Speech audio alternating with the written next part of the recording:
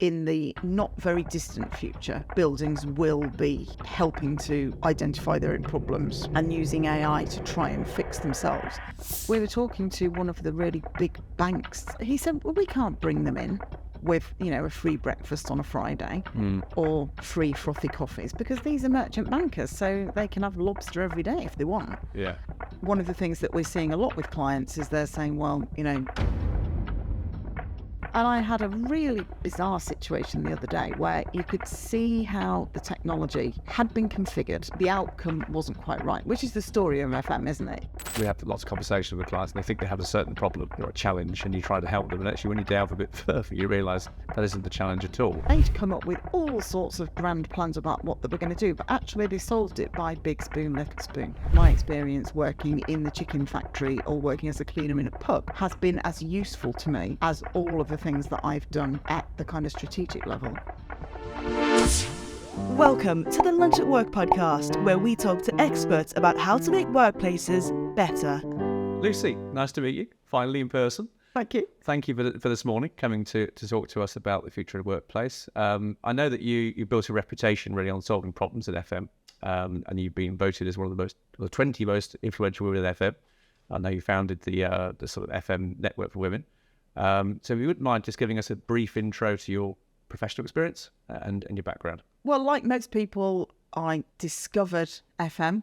We don't like to say that people fell into it now. We like to say we've discovered it. Yeah. In about 1993, probably, and started Larch with my business partner, Mike, in 1995. So we've been providing independent expert advice in FM for all of that time, because we could see that clients needed specialist independent knowledge of what was happening, because FM contracts are high value, generally beset with difficulties, because we're always looking at things that are difficult to deliver, problems, hassles, things that break and that sort of thing. And people tend to only look at them periodically or when there's a problem. It's a brilliant job to have, because we get to see all sorts of organisations. You never have to go to the same place 2 days running, which I like, because I've got a really low boredom threshold, so consultancy is fantastic for that. And it doesn't feel dull. It still feels really interesting, and people are still wrangling with how to get the best from FM.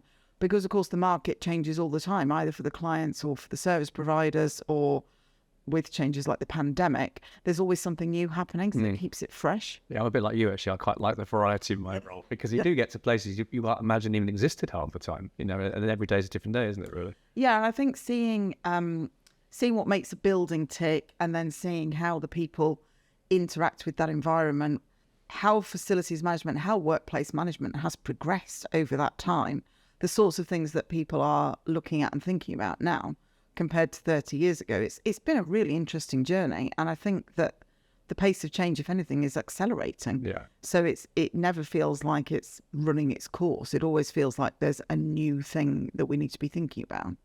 So I suppose when we think about future, we always think about tech. So is there anything that's coming through now that is a sort of a big theme for FM managers? Is there anything perhaps it's too soon, it's not developed enough? Well, I mean, I've judged a lot of the technology awards over the years, and there has been a bit of a move in the past years for people to develop a smart piece of technology and then bring it forward and say, we've got this really cool thing, and we think we might apply it like this. But what we're starting to see now is the more sensible approach, where people are identifying problems and challenges in the FM field and then thinking, how could technology address that? Right. So what would be more sensible? So if you take cleaning robots as an example, a few years ago, people were saying, we've got this really cool thing and it's a cleaning robot and it's amazing. And then you'd look at it and you'd think, well, yeah, that's really interesting. But in a room like this, there's loads of legs of tables and chairs. And so how much value can it add? But now people have thought more smartly about, how could a cobot work with a cleaner? so that while a person is in this room doing all the kind of glass and fiddly bits and under the chairs and nooks and crannies, the cobot can be up and down the corridor where it doesn't have to interact with any bits and pieces, and it can just get on with the boring, labour-intensive, dull work. So it's that kind of approach that we're probably going to see a bit more on the practical side. Of course, the other side is the smart building technology. Yeah. That is coming ahead in leaps and bounds. And in the not very distant future, buildings will be helping to identify their own problems and using AI to try and fix themselves. All of that technology is available. It's relatively affordable if you're putting it in a new building. But of course, if you look at the 2050 property landscape, about 80% of properties that will be occupying in 2050 are already built. So the challenge is retrofitting that technology in a way that is affordable and sensible into buildings that are worth the retrofit. So I think there's a challenge. It comes back to the bricks and mortar, doesn't it? Yeah. Because AI is obviously the obvious topic, I suppose, everybody's talking about. And I read your article you shared the other day on social media around robots and people not liking robots that like people. Yeah. Which was quite interesting, because I was at the site the other day and there was one actually in the lobby, and I asked it to do something and it didn't understand the thing I said. It was pointless, really. But I'm guessing over time that's beginning to change very quickly. Yeah, and I mean, some of the robots, I think they humanize them or make them look like something recognizable because I think that's more media friendly. Yeah. But I don't know if you've seen any of those ones that look like dogs that can climb upstairs and that sort of thing.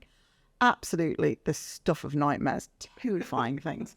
I was doing a webinar about technology during the lockdown, and so I used a video of one of these robot dogs, and I had nightmares about it for about a few weeks afterwards. It obviously, at some sort of deep level, really terrified me that this thing would be, because at least with the Daleks, they couldn't get up and down stairs, but the robot dogs can. They can chase you. It's like the worst of all fears, isn't it? Dogs and robots together. I suppose so, yeah. Because there is a lot of fear, isn't there, really, around technology and if it's going to... There was a reading this morning around how people are very fearsome of the future because of AI changing how we think, and perhaps dulling it down a little bit. It was on the paper this morning. It was on the train. Well, I read a brilliant article in The Guardian at the weekend, and I can't remember who it was by. It was by a tech entrepreneur. And he said, well, there was a really good quote in there where he was saying, well, people are worrying that robots are going to take over. But when you look at cars, for example, then of course a car can go faster than a human can run. But you don't feel like cars are going to replace humans because they can go faster. True. And if you think about AI like that, then of course it can do stuff quicker than a human. Yeah. But that doesn't mean that it's going to overtake what humans can do, because all of the intelligence is coming from humans in the first place, and so it can just whip through it all more quickly. Because I suppose there's that balance, isn't there, between people and tech, because we're a people business as Caterers, a BM, we put people at the heart of everything we do. And it was very interesting to see the journey. We introduced an app during the lockdown because it was necessary, a payment system that was a lot easier to sell during the lockdown when it was the only way to open facilities in some cases. What we've seen actually is the uptake of the app, although it still has its place, it's waned. And I think people just want that human interaction a bit more. Definitely when things start to normalise. I was personally desperate to go and talk to people face to face. So do you think there is a sort of balance to strike with the tech side of things? I think there is. I mean, particularly on the catering side, I was looking at a piece of technology that is that mixes cocktails. Yes, I've seen something similar. Yeah. It can mix the perfect cocktail. Yes. You can tailor and bespoke your cocktail, and it can make 4 a minute. And I was thinking, I need one of these in my life because it can mix me a quick, perfect cocktail. And then I thought, but actually, I like the mixology. I like watching someone make me a cocktail. Yeah. And as long as they're doing it properly, I like the whole kind of getting the lime around the rim of the glass and the shaking and the ice and the sounds and the sort of light sparkling off the cocktail shaker and that sort of thing. And I thought, I don't know if I want a cocktail that comes out perfectly at the press of a button, because that's like buying a perfect cocktail in a can or a pouch. Yeah. And I don't buy those because I like to make my own even at home. Yeah. interestingly, we had one at an event for a client last year, and the novelty was huge. Everybody flocked to go and see it. But after the first drink, everybody went to the human bar because it was faster. And there was the interaction. It was just, you said for a minute, whatever it was. That was all they could do, whereas the guy was, and the girls behind the counter were really knocking them out quite much faster. So, and the theatre was there as well. Yeah, and I think with coffee, I mean, you'll have seen in your business from the coffee tastings that if people are doing an unseen tasting, then they might pick a bean to cup coffee. Yeah. But if you are showing them how it's made, they'll always pick the barista one, even if in objective terms there is no difference in taste, or they prefer the other one. Yeah. There is a conviction, isn't there, that a person is adding some value to that. Although I think we are seeing in FM quite a generational difference in what people want post-pandemic. Right. In that I think people that have slogged into the office for, 40 years were thinking, it's quite nice to have the hybrid working. It's quite nice to work from home. Whereas we've had a couple of younger project analysts working for us who really were fed up with working in their bedroom at their mum and dad's house and want to go to places and meet people and have that work interaction. And my older daughter, she's recently started a new job that is hybrid. And at the beginning, she was very unsure about that and went to the office every day. Right, okay. Because she said, I don't know how to work yet. Yeah. It's different for you because you've had all that practice. And she said, you just get up and you go downstairs and sit down at your laptop at 8 o'clock in your office and just start working. She said, I'm not sure I have the discipline to do that yet. Now, she's adapted quite quickly. But right at the beginning, she wasn't sure that she could sort of trust herself to be a hybrid worker when she'd only just started working. I remember a friend of mine about 20 years ago, way before hybrid was a thing, he was working from home, and it was quite unusual then. And he said to me every day he put his suit on and go into the spare room, put his suit on and turn up. It was a bit odd. But now, because it's so commonplace, I can see why you do it, because it is that routine and that, I suppose, a work mask to some degree, isn't it? Putting your suit on and going to work. Yeah. I only work, when I'm working at home, I only work in my office. Yeah. I don't work anywhere else in the house. I go into my office and I sit down and I work. Yeah. And if I'm doing something else on my laptop in the evening, I take it out of my office and I don't do anything else in there apart from work, because I still feel like I have to go to work. Yeah. And I very quickly in the lockdown worked out how I could go and join a co-working space in my town, because I like to be around people and I don't have any colleagues there from large. It's mostly young gamers and IT people. It's noisy. There's music on all the time. There are people beta testing games on a big screen all the time and playing ping pong and messing about. And that's what I'd liked. Yeah. I get loads done there because it feels like there's a lot of energy. Energy of people. Yeah. Yeah.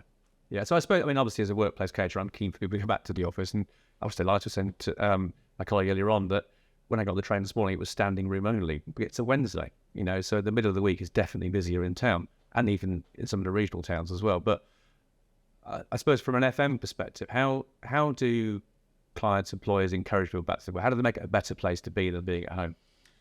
Well, there's very much a change of mindset now, isn't there? In that when people are coming back to work, they're now seeing their commute as not a cost of living anymore, but a cost of working. Right. So they're always thinking, is it worth me going to the office? I'm going to pay this money to go there.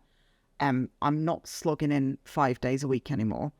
For a lot of people, certainly for me on the Chiltern line, the quality of my commute has collapsed since lockdown. I don't know what's happened to them, but it's just horrific now. And so you're always thinking, oh God, do I need to go? Is it worth going? It's going to cost me a lot of money. So when I get there, is it going to give me what I need? So I think that there is probably a change in mindset now about an increased understanding about what we meant by activity-based working.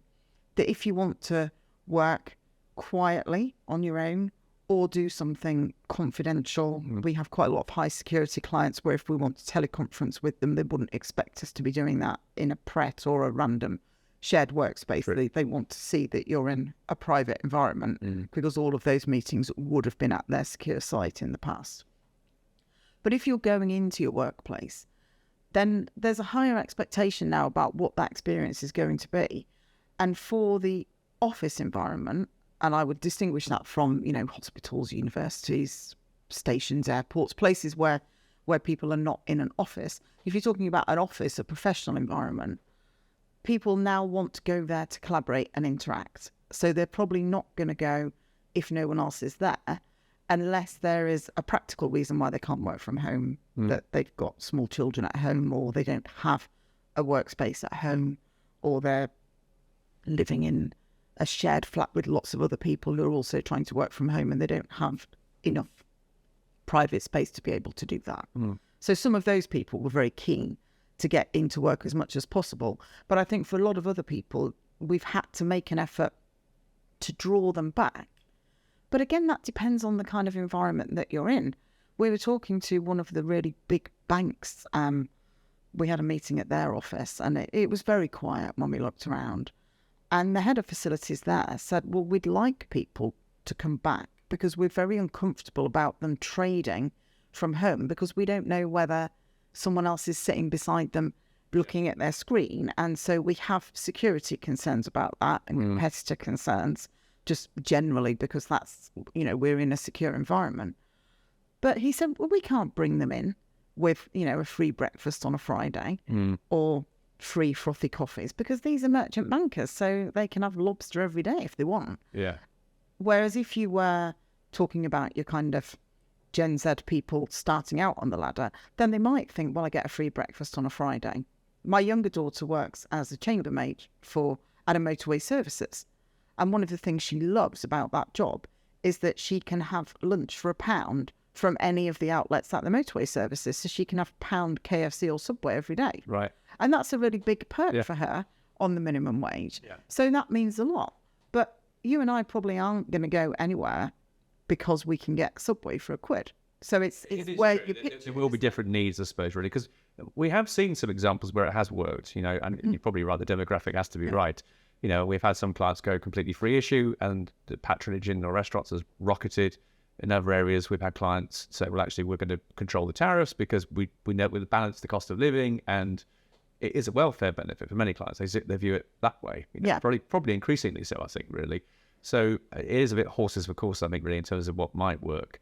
But one thing we've seen as a trend, it's interesting during the lockdown, because we always sort of pride ourselves, I suppose, in being trusted advisors and trying to steer one way or the other when challenges and questions come up. And we had all the questions you could imagine during lockdown. What's the future of workplace, like a crystal ball time? And I remember saying at the time, it's going to be all the things you think it's going to be, but more increasingly, it's going to be unpredictable. And that's what we're finding now, is that generally speaking, a lot of office environments, particularly quiet on a Friday, but every so often they're not. And that's the challenge, I suppose, for a caterer, particularly a fresh food caterer, where you don't have a stock of food available just there. It's... Yeah, and a lot depends, I think, doesn't it, on who else is in. Yes.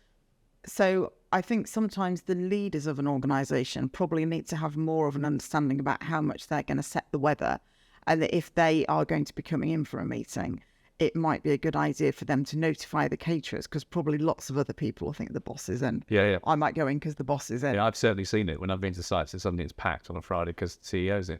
Yeah, and I've certainly advised my daughter, if your boss is going into the office, I'd go in on that day. Yeah. Just so that they can see you, and then you don't know what knowledge and connections and contacts you're going to pick up from those informal interactions. Because we're also seeing a trend where the midweek peak is actually becoming quite a challenge for some clients, because I suppose they're not spreading the load really in terms of workspace. And we're finding that, generally speaking, Tuesday, Wednesday, Thursday, in some cases, are even busier than they were pre-pandemic. And so some clients are asking about the Friday and what you do on a Friday. What we're realising often, it's all the things that you can't do midweek any longer. So Friday's become increasingly for our teams a training day and a cleaning day and writing menus and doing risk assessments. Are you seeing that in your environment? Well, I suppose the challenge that you've got is explaining to a client that you might want to keep a 5-day-a-week presence when they've only got people in 4 days a week. Yeah. And so how do you demonstrate the value of that and explain that that isn't just part of the kind of overall cost envelope that you're working within? Yeah. One of the things that we're seeing a lot with clients is they're saying, well, we've got 10, 12% of our workforce in on a Friday. So we don't want a full FM service across any of the services because we don't need it. So again, it does to a degree come back to technology, I think, Right. in that if you imagine a future where you have a building that reduces down to 15% of its availability in terms of floor space and lighting and heating and all the rest of it, and that it only switches itself on for the next floor when people are coming in and filling up the next floor. So it's a phased kind of work. I mean, that would be the way, if you were designing a new building, then you would think, okay, we're going to have 10, 15% occupancy some days. So let's design our ground floor to incorporate that. And then we'll have further floors further up that we can then open up into, if you like. Then what do you do with the rest of the space? How is that going to work? And I had a really bizarre situation the other day where you could see how the technology had been configured, but it just hadn't, the outcome wasn't quite right, which is the story of FM, isn't it? You sort of think you've done all the right things, but then the result is something unexpectedly wrong in a way that you hadn't predicted. So we were having a meeting of 5 people, and it was booked on the client's meeting room system. And the meeting room system said, you go in this meeting room, which is a meeting room of 6 people. Very efficient. One of the problems we know we have is that people go in the wrong size room with the wrong size meeting. Right. So we go into this perfectly sized meeting room in a whole floor of meeting rooms that are all empty apart from this meeting room. But it's okay, because we don't need to be in a bigger room. So we go into this one meeting room on this hugely vast empty floor of meeting rooms. We have our meeting for an hour, and then 2 people are knocking on the door because they have the meeting room for the next hour. And the rest of the floor's empty. Yeah, the rest of the floor is empty. But we can't carry on in any of the other meeting rooms because they haven't been booked. And when we try and book one of the meeting rooms, it won't let you book it because they're saying this meeting room is too big. You need to book a smaller meeting room. No meeting rooms are available. Yeah. Have your meeting at a different time. So we end up going down to the cafe and continuing it there. And you think, there's a really smart piece of technology there that might have been really helpful, but today has been really obstructive. Yeah. And I thought that was a really good illustration of the right idea giving you the wrong outcome. Yeah. So again, if you're saying, for example, that you want people to book when they're coming in so that you can manage what the catering requirement would be, that might then become a disincentive for people coming in because then they'll be thinking, oh, I haven't booked. So now am I allowed to go in if I haven't booked? Yeah. And I suddenly thought, oh, I might go in today, but now I can't. So people might then think, oh, I'm not a planner, so I'll never go. And it's what the consequences might be of putting something in place. Yeah. And then finding that you've solved, Becomes a barrier. created a different one. Yeah. And that's often the case with clients. I mean, we have lots of conversations with clients and they think they have a certain problem or a challenge and you try to help them. And actually, when you delve a bit further, you realise that isn't the challenge at all. You know, sustainability is a big thing for us. We're always saying, well, can we have more sustainable disposables? And actually, when you really talk to me financially, it's the waste stream that is changing, not actually the product in the first place. Or, you know, the practicalities of having lid-free cups, you know, so then you've got health and safety issues. So do you find the same thing you talk with the clients that suddenly creates a bigger conversation they hadn't realised? Yeah, because again, that, you know, there are often these sort of challenges that we see where the clients already decided that they know what they think the answer. They think they know the answer, when in fact, actually, it's better to say, here's the challenge, and then get some heads together. We were working with a university a few years ago, and they were looking at their catering overall, and they were also looking at concerns around healthier eating for the students. So I went there and kind of hung around and looked at people, looked at what they were ordering, looked at who was ordering what, looked at what they were eating, thought about that broader context. And I said, well, you know, one of the reasons I think that you've got a lot of food waste is that the portions are really big. And so you're seeing a bit of a kind of gender mix in that, like, the great big hearty rugby fellas are eating, you know, a portion of the main, a portion of chips, and 2 big portions of veg. But a lot of the women are only having the main course and a portion of veg, and they can't finish it. Yeah. And so they'd come up with all sorts of grand plans about what they were going to do, but actually they solved it by big spoon, little spoon. Right, as simple as that. Yeah, yeah.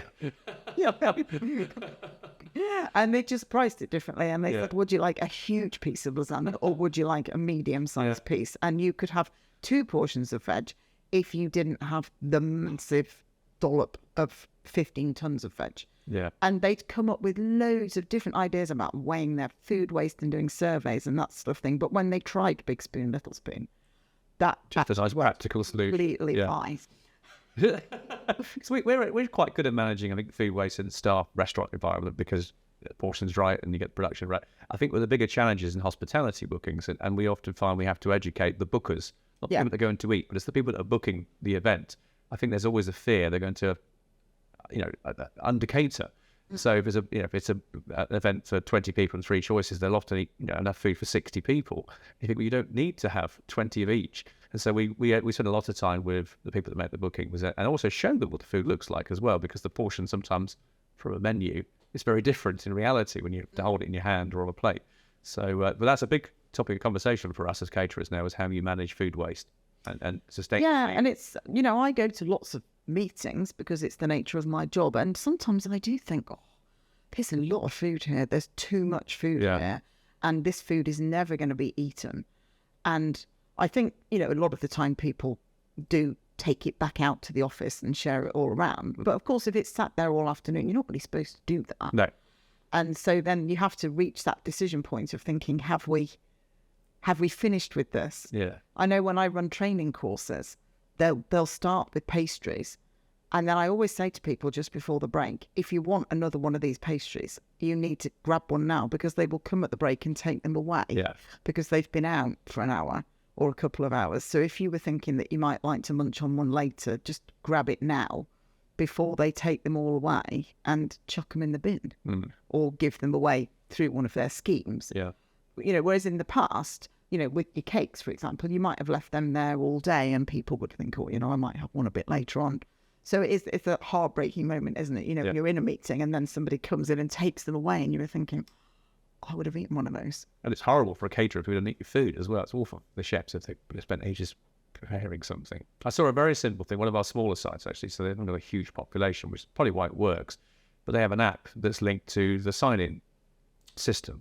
And I thought, we could do this across a lot of catering outlets where the chef manager on the site, there's only 2 people in the team, they can not only see how many people are in the building, but also who each day. And so every morning she checks it about 9 o'clock because she's prepped a lot of food, not all yet. And she looked for the list and said, well, that person doesn't eat spicy food, so I need to adapt the menu for that person. That person only eats vegetarian. That person only ever eats on a Friday because it's their treat day. You know? And so to some degree, she's able at the last minute to steer the menu and not waste as much as she would have done otherwise. So I suppose that's an area where tech can really work.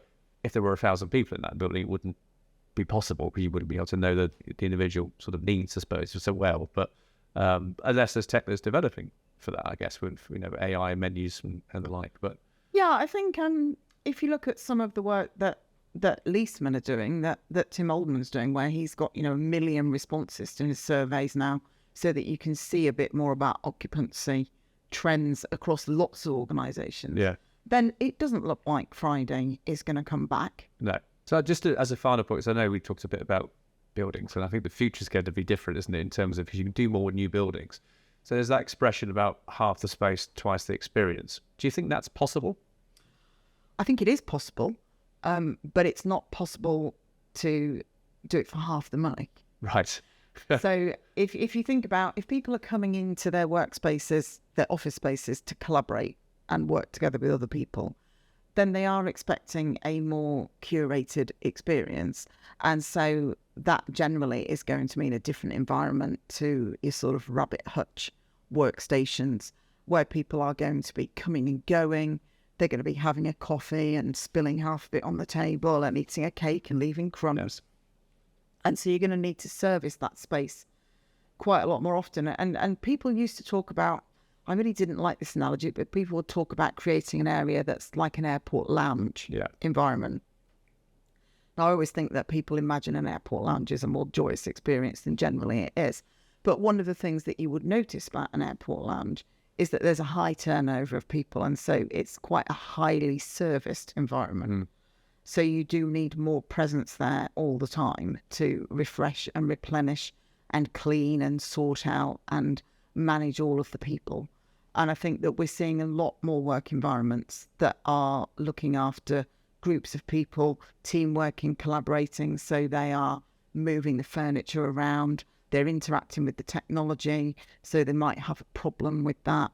They want to be snacking and eating while they're working together, and then they're moving around in the space. So I think that is different to support than people coming in and being in the finance team and coming in and sitting in their place and having Fish and Chip Friday and having a team meeting on a Monday morning.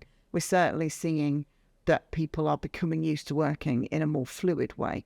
And that does make it really difficult to work out what FM support is needed, both in a practical term and how you reflect that in contracts.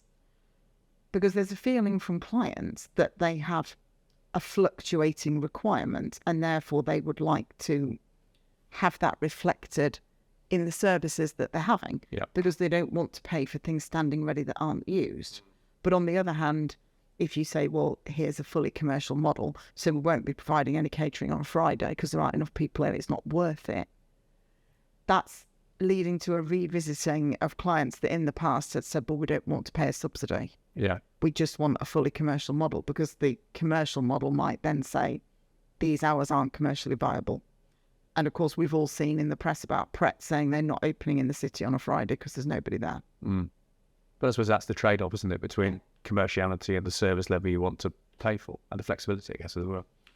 Well, I was speaking to a friend who is a client as well the other day, and she said, well, we've had a core of people, they're just about to reopen their office. They've been closed for a long time. They're an American company in the UK. And she said, we're about to kind of pull people into the office 2 days a week. But we've had people that have been in the office all the time that either couldn't work from home for practical reasons or didn't want to work from home for kind of mental health reasons or needing special work facilities. They've been here all the time. So they've been in our building for 3 years with no catering. But now they're saying, well, we want catering. And she said, do we say to them, well, you've managed fine for the last 3 years, so anything we offer will be more than you had before. But now there's an expectation that people coming back 2 days a week will have the full service offer that they had previously when everyone came to the office every day. And so people's expectations need to be managed, I think, as well. Yeah, it's that equality piece in the workplace, and there was a bit of sarcasm, do they? No, well, exactly. Yeah. But we've always seen that, haven't we? I remember having a client years ago where there's always that argument, isn't there? Well, you know, at Stevenage, they have a canteen. Yeah. And you think, well, at Stevenage, they've got 5,000 people. And in your outpost, you have 12 people. Yeah. So obviously, we're not going to provide you with a catered hot lunch every day, but where a van will come up from town and you can pre-order. So I suppose the future means lots of challenges, really, for it. It's kind of is constantly evolving. Well, I'm thinking about the challenges you might face as a workplace caterer. I was in a meeting with a client the other day, and we were sitting in a meeting room like this one, and we could see all the people in the other meeting rooms around us. And they have a catering contract in their building that is doing the staff restaurant and meeting room catering and hospitality. And the people in the next room got a Domino's delivery into the meeting room and ate Domino's while they were having the meeting. And I said, oh, are they allowed to do that? And they said, well, we can't stop them from doing it. You know, we have said we have got a catering contractor here. If you'd like pizza in your meeting, you can book it the day before and tell them, and they'll bring you pizza. But people do this all the time. And we're not quite sure how to deal with that, because they're adults. We can't tell them that they can't bring pizzas in. We did try to say that they're not allowed to, but they said, well, what do you mean we're not allowed to? We can do what we like. Yeah. And that is, I think, a really big challenge. I don't know how you can get around that, because they had nice catering. There was nothing wrong with it. It wasn't like it wasn't fit for purpose or it wasn't lovely. Yeah. But they just decided to get something delivered in instead. And I think that's, again, a different sort of, maybe a generational requirement, that they didn't think it was rude or inappropriate or commercially not sensible. Yeah. I think sometimes it's an education piece. If you can showcase you do a great pizza, so perhaps next time around they'll order a non-branded pizza to stay in the house, but because we have this challenge in some sites, but we have some clients who mandate and say, well, I'm sorry, you can't, because it doesn't help our model with the caterer. It doesn't help the fact that we want people in the restaurants, we want the meeting rooms to be busy. But you're right, what you say, people have the freedom of choice, and I think it's a difference now with a generation change as well. There's a management cultural issue as well, isn't there? Because anything that organisations are trying to mandate now about people coming in, people behaving in particular ways in the space, whether people are allowed to order a Domino's or whatever. We've just had 3 years where we've trusted and empowered people to do lots of things by themselves. And I think once you've given that, if you try and take it back, that's quite difficult to do, isn't it? Yeah. And where you've seen organisations that are mandating things, it's not going down very well. There's got to be a correlation, hasn't there, between organisations mandating stuff and the concept of this quiet quitting, what we used to call working to rule, developing. Because it then creates a cultural tension, doesn't it? Yeah. So culture's at the heart of things, really, isn't it, in the workplace, full stop. One of the big challenges for every organisation is recruitment, and we've certainly seen it in the hospitality sector. There's the big press stories around, people went home during Brexit. There's a big sort of gulf, if you like, really, of people over 50 that have retired early or left the workforce for many reasons. So it's a challenge that every organisation has, and we've had to evolve a little bit, I think, really. So in terms of how we find candidates, so one of the big success stories has been our use of TikTok, and the videos we put out there actually got us access to a different generation, perhaps, than going to the traditional routes that we would have done in the past. So how do you think that's going to keep evolving? Is there any sort of advice you can give to organisations around the future of recruitment and how it's going to change?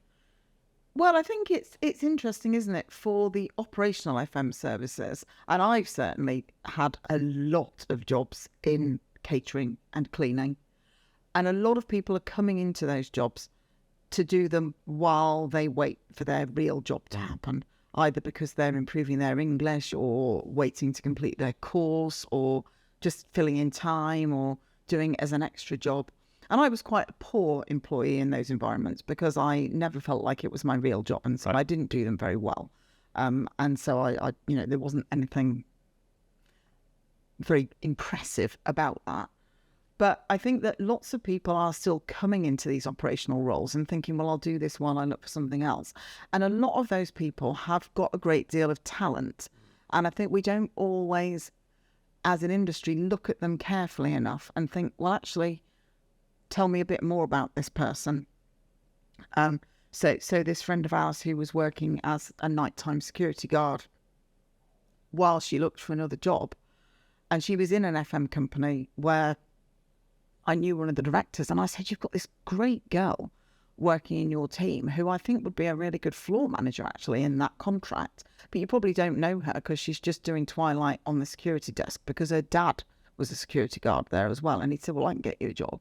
And she now runs FM for all the Gucci stores. Oh, okay. And I think there are lots of people like that. I was chairing a round table of FM industry leaders the other day, and Matt Chapman from SBFM said, actually, one of the things that I think we could do in FM is recognise that sometimes people are passing through our organisation on the way to something else. And there's no reason why we couldn't be a kind of talent pipeline for our client organisations as well. And we've seen that happening where people will go from working in reception, working in the canteen, they're then getting all of the kind of internal job notices and then move into the client organisation. And maybe we should be realistic about the fact that that happens and kind of help to highlight talent and think, well, is this person going to stay in an operational service role, or are they finishing their MBA and likely to move on to something else? And should we flag them up and help our clients access the more diverse pool of people that we have? Because we've got some really good talent, and some of it we want to hang on to and use to progress in our own organisations. But some of it we could say, we've got some great people here. We noticed that you are looking for people. Have you thought of interviewing this lady that works for us? And I think we haven't really done that before because we often think, well, we've got a good person, hang on to them. But realistically, we know that there is going to be churn because we know that there's going to be a proportion of people that are passing through, and we won't hang on to them all. So could we be a feeder and help other organisations find talent that we think, well, we've taken them as far as they can go at the moment? And I don't think we've really thought about that before, but I think that's quite an interesting idea, isn't it? It was something we tried to do a lot during the pandemic with clients in terms of retaining people, because obviously for catering, sometimes it wasn't necessary to have somebody on site the whole way through. And actually we did lose people, in inverted commas, to client organisations in some respects, because they went off to work in the post room, or they went off to work in the FM department because they were doing a bit of it. So, but they were retained, as you rightly say, in terms of skill set, development, and their career progression. On a couple of occasions, they came back to us, and on other occasions, they've gone on to do different things. So you're right, it's a pragmatic approach, I think, really. I think there's also going to be a much greater emphasis for all employers to invest a bit more. So once you found great talent, you've got to invest in them, otherwise they will move on, even if, it's not because they're transitional in any way, it's because they aren't getting the development that they deserve. I mean, a lot of the FM companies will talk a good line on this. Yeah. But we do know that for lots of them, there's a big gap between people that can make decisions about career development and an individual working in an operational role at a client site. And so I think where you've got your BM culture, where you do know the people, and I always see that if I come to meetings with any of you, that you know all the people, and it's not just that you have gone around and learnt their names, but you kind of know who they are and they're coming over for a chat. You're much more likely to be able to help people to develop if you don't just see them as an amount of resource. And I certainly see lots of organisations where they don't really know very much about the people that they've got, and they're just thinking, I need 3 more people for this shift, and I need to get some cleaners, and I'm going to an agency. And they might just about know their names, but they probably don't know where they come from, how long they've been in the UK, what they're doing at Christmas, have they got kids, are they doing something else interesting as well as this job that might be great for you as an organisation. Because that is part of, again, the culture in terms of retaining people and being part of something. I was at 2 of our smaller sites yesterday, and I spent half an hour with each of the chef managers doing exactly what you described, having a chat to them, really. And I learned 2 or 3 things I didn't know about them. I've known them a long time, but another conversation draws something else that I didn't know about them. So you do have to invest that time, I think, really. Isn't just a quick hello, how you doing, and see you at next training course. And certainly when we're recruiting in large, because we're recruiting consultants, then usually we're looking at either graduates or people with a lot of experience, because they need to be able to write documents and analyse things. And so they need a bit of a brain behind them. But when they put their CVs forward, I'll often say, well, have you done any other jobs apart from this? And they'll say, oh, well, I've been a waitress and I was a postman and I did nighttime security at B&Q. And I said, I want to see that, because I am much more likely to recruit you if you have done operational service jobs.